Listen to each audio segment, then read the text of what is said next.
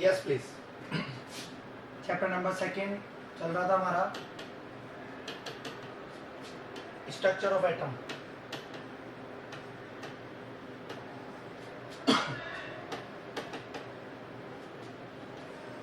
कल हमने बात की थी फोटो इलेक्ट्रिक इफेक्ट की। देखो भाई, सबसे पहले ध्यान रखना है जो इलेक्ट्रोमैग्नेटिक वेव्स हैं, इलेक्ट्रोमैग्नेटिक वेव्स, ठीक है, इनका जो नेचर होता है ड्यूअल नेचर होता है। अगर इनकी बात करें हम, इलेक्ट्रोमैग्नेटिक जो वेव्स हैं अगर इनकी बात करें तो इसमें जो वेव नेचर है, वेव नेचर को बताया था मैक्सवेल ने। मैक्सवेल ने बताया था। और अगर हम बात करें पार्टिकल नेचर की, पार्टिकल नेचर,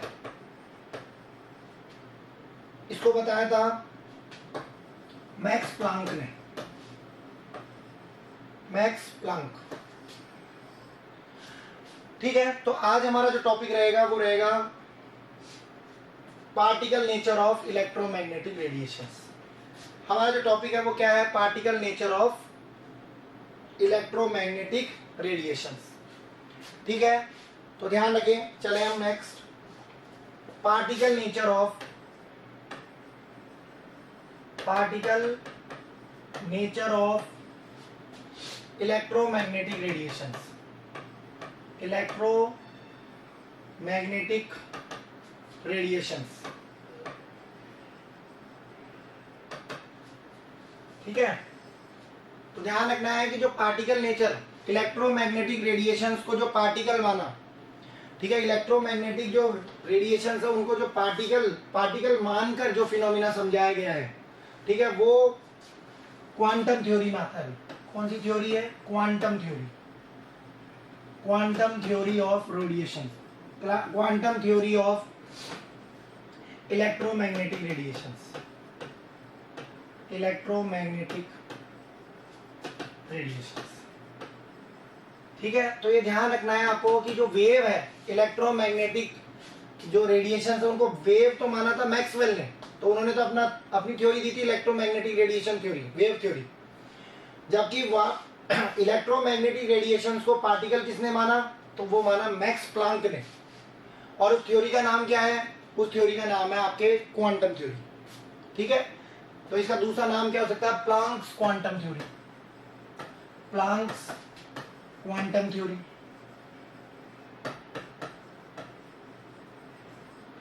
ठीक है, तो ये ध्यान रखना है, मैक्स प्लांक ने जो है ये थ्योरी दी। अब इस थ्योरी में जो कुछ इंपॉर्टेंट पॉइंट्स है क्वांटम थ्योरी के, वो आपको ध्यान रखने हैं। सबसे पहला पॉइंट है, पहले आपको ध्यान रखना है postulates, postulates of quantum theory, quantum theory. जो भी आपकी क्वांटम थ्योरी है जिसमें हमने वेव्स को, इलेक्ट्रोमैग्नेटिक वेव्स को पार्टिकल माना है, उसमें आपको ध्यान रखना है सबसे पहला जो पोस्टुलेट है। ठीक है, अच्छा ये थ्योरी कब दी गई थी? तो मैक्स प्लांक ने दी थी इसको 1901 में, 1901 में दी थी भाई ये थ्योरी। तो सबसे पहले क्या कहते हैं मैक्स प्लांक? वो कहते हैं कि कोई भी जो एनर्जी है वो इमिट होती है या फिर वो एब्जॉर्ब होती है, तो हमेशा ध्यान रखना है डिसकंटिन्यूअसली होती है। रेडिएंट एनर्जी, जो भी एनर्जी होगी, रेडिएंट एनर्जी एब्जॉर्ब्ड और इमिटेड, रेडिएंट एनर्जी एब्जॉर्ब्ड और emitted not continuously, not continuously. कोई भी बॉडी जो है वो एनर्जी एब्जॉर्ब कंटिन्यूअसली नहीं करती है और इमिट भी कंटिन्यूअसली नहीं करती। तो ये बता रखा है रेडिएंट एनर्जी एब्जॉर्ब और emitted not continuously but discontinuously, but discontinuously, but discontinuously in the form of small packets of energy, discontinuously in the form of in the form of small packets, in the form of small packets of energy, in the form of small packets of energy called as quanta. क्या बोलते हैं उनको हम? Quanta बोलते हैं भाई. उन packets को, एनर्जी के पैकेट्स को क्या बोलते हैं हम? क्वांटा. तो ध्यान रखना है, पैकेट्स ऑफ एनर्जी, एनर्जी के जो भी पैकेट्स होंगे उनको क्या बोलते हैं हम? क्वांटा. तो कोई भी बॉडी है वो हमेशा ध्यान रखना है एनर्जी रिलीज करती है या एनर्जी एब्जॉर्ब करती है. कभी भी कंटिन्यूअसली नहीं होगा, हमेशा वो एनर्जी रिलीज या फिर एब्जॉर्ब करेगा. तो वो हमेशा डिसकंटिन्यूअसली करेगा और एनर्जी के पैकेट्स की फॉर्म में करेगा, जिनको हम क्वांटा बोलते हैं. First point, this is the first point of Planck's constant theory, quantum theory. Planck की जो क्वांटम थ्योरी है उसका पहला पॉइंट यही है कि कोई भी बॉडी एनर्जी एब्जॉर्ब करती है, रिलीज करती है तो डिसकंटिन्यूअसली करती है, कभी कंटिन्यूअसली नहीं करती. सेकंड पॉइंट की बात करते हैं. नेक्स्ट, सेकंड जो पॉइंट है उसमें आपको ध्यान रखना है, जो एनर्जी है, जो भी अमाउंट में एनर्जी रिलीज हो रही है या एब्जॉर्ब हो रही है, वो फ्रीक्वेंसी के डायरेक्टली प्रोपोर्शनल होती है. The amount of energy, the amount of energy radiated और, ठीक है, the amount of energy radiated or emitted, the amount of energy radiated or emitted is directly proportional to, is directly proportional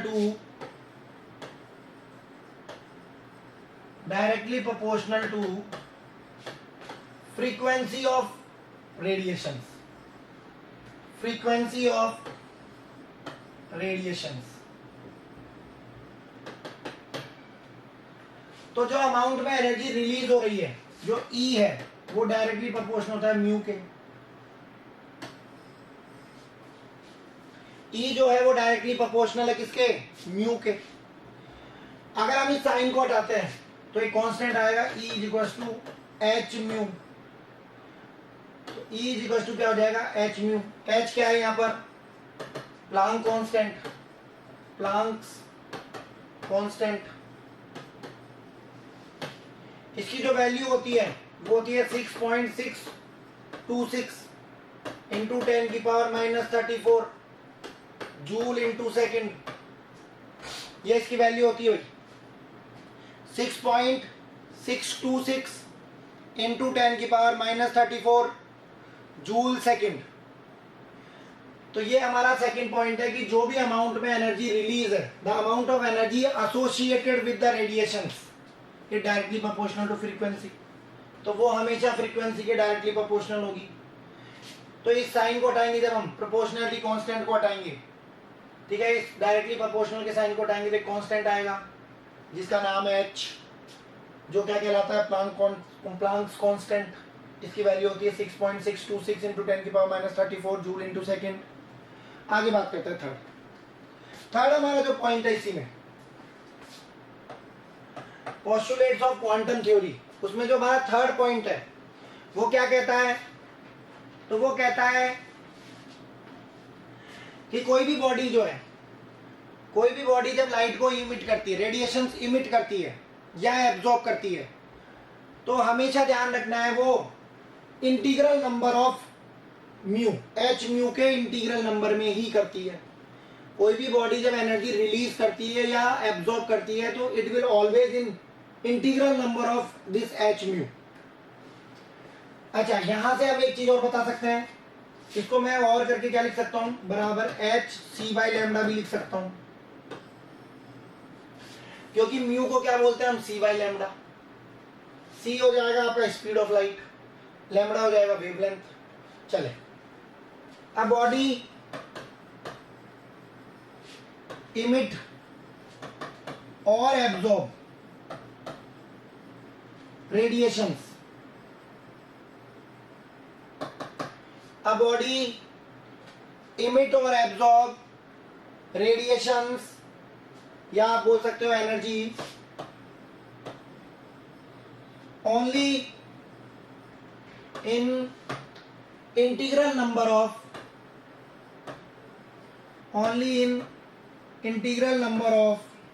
quanta, only in integral number of quantums, integral multiple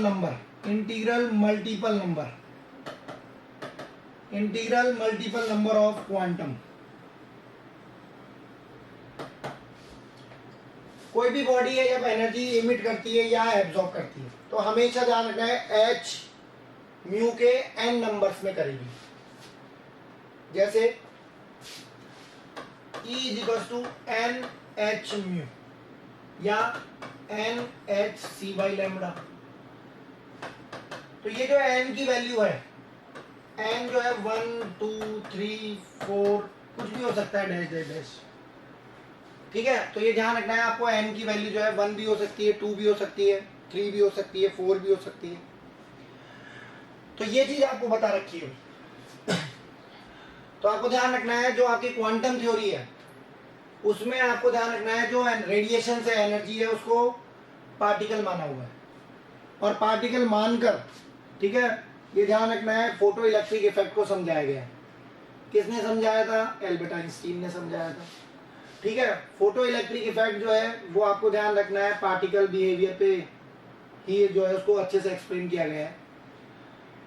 उसके बाद में बात करते हैं next हम. तो next हमारा जो टॉपिक है, इसी में जो नेक्स्ट हमारा टॉपिक है वो है हमारा dual nature of electromagnetic radiation. ध्यान दें, नेक्स्ट हमारा जो टॉपिक है वो है dual nature of electromagnetic radiation.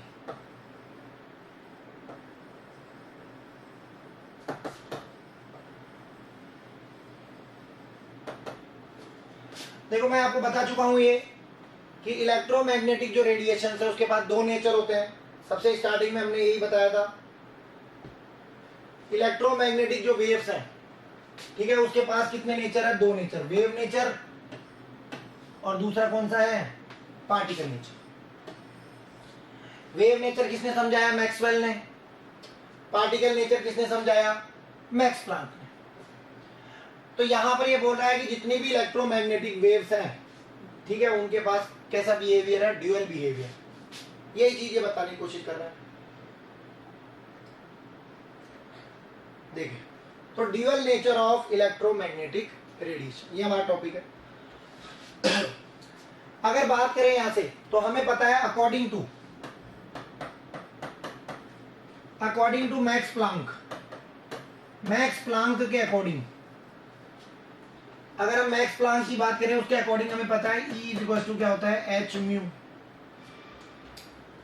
या हम इसको लिख सकते हैं E is equal to h C by lambda. इसको आप इक्वेशन नंबर 1 लिख दो. This is equation number 1. ठीक है, अकॉर्डिंग टू मैक्स प्लांक. ठीक है, according to Max Planck energy of photon, जो एनर्जी होगी फोटोन की वो क्या होगी? E is equal to h mu. और अगर हम एल्बर्ट आइंस्टीन की बात करें तो according to Einstein equation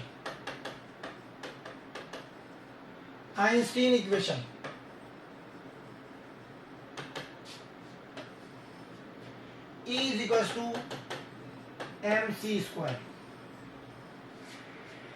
According to Albert Einstein equation, E is equals to mc square. This is equation number 2. On comparing both equations,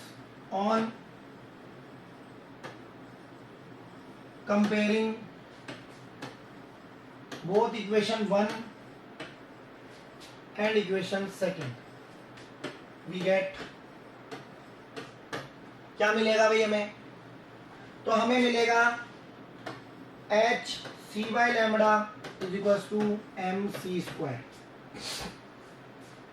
H C by lambda equal to m c square. ठीक है, कोई दिक्कत नहीं, सी से C काट दो। H by lambda is equal to M into C. तो ध्यान से देखेंगे तो लैम्बडा जो है वो हो जाएगा एच अपॉन एम इंटू सी।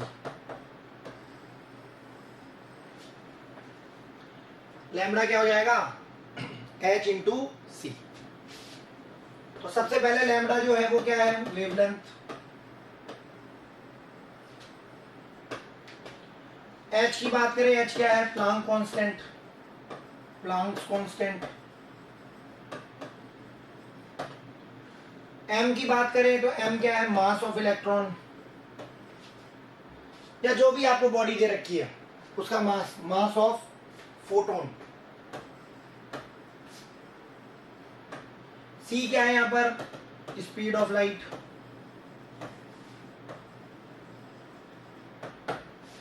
ठीक है, तो ये आपको सारी चीजें दे रखी है, तो यहां से आप वेवलेंथ निकाल सकते, इजीली क्या कर सकते हो आप, वेवलेंथ निकाल सकते।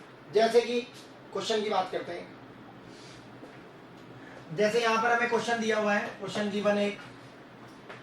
अगर क्वेश्चन की बात करें तो ये कह रहा है जैसे हमें मास ऑफ फोटोन निकालना है। हमारे पास जो क्वेश्चन है, क्वेश्चन की बात करें, calculate the mass of photon, calculate the mass of photon of sodium light, of sodium light having wavelength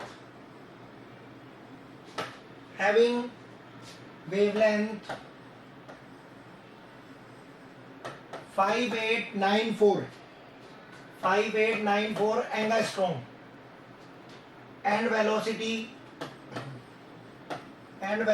of 3 into 10 की पावर 8 मीटर पर सेकेंड। साथ में आपको h की वैल्यू गिवन है, h is equal to 6.626 into 10 की power minus 34 joule into second. ये आपको क्वेश्चन में गिवन है। तो आपको मास ऑफ फोटोन m निकालना है भी, मास ऑफ फोटोन m आपको कैलकुलेट करना है। h आपको गिवन है 6.626 इंटू 10 की power minus 34 joule second. c आपको पता है 3 इंटू 10 की पावर 8 मीटर पर सेकेंड।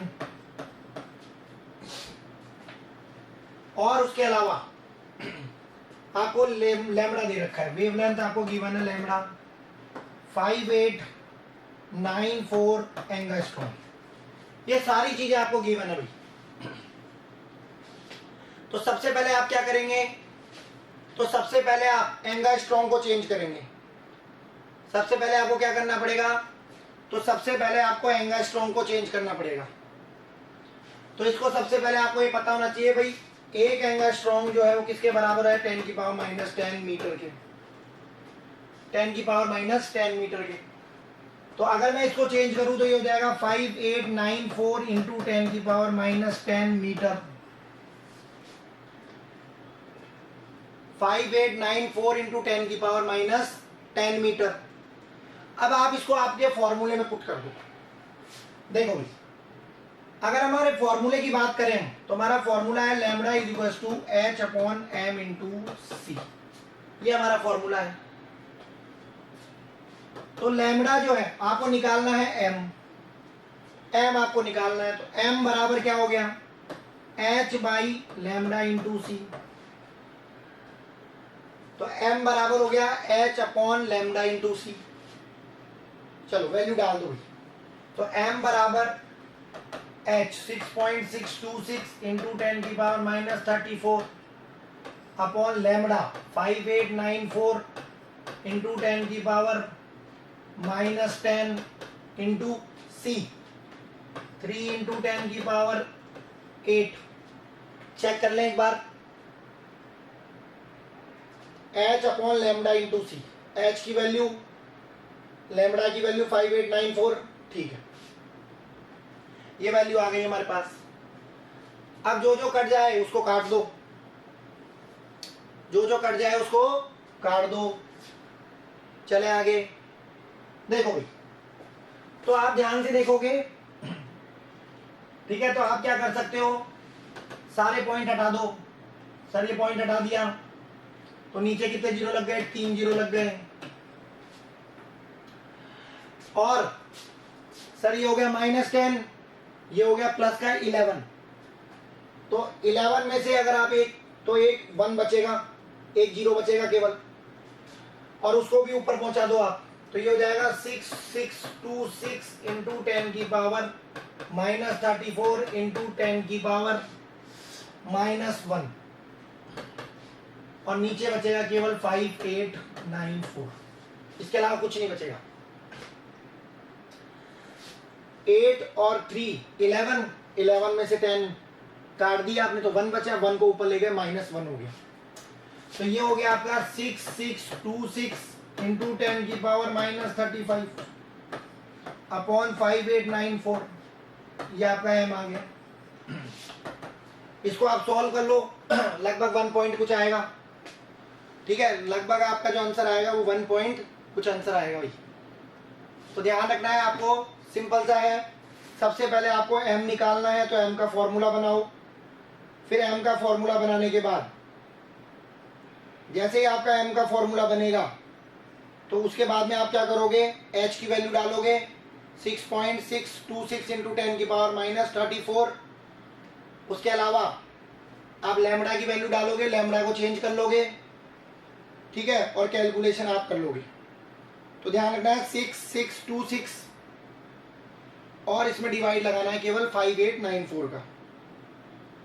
तो जैसे ही आप इसका डिवाइड लगाओगे और बाकी जो वैल्यू है तो 1 पॉइंट समथिंग आंसर आ जाएगा, ठीक है। जो भी आंसर आएगा, जैसे मान लो, मान लेते हैं जैसे 1.1 आ गया, तो 1.1 इंटू 10 की पावर -35, ये आपका आंसर आ गया भाई केजी में,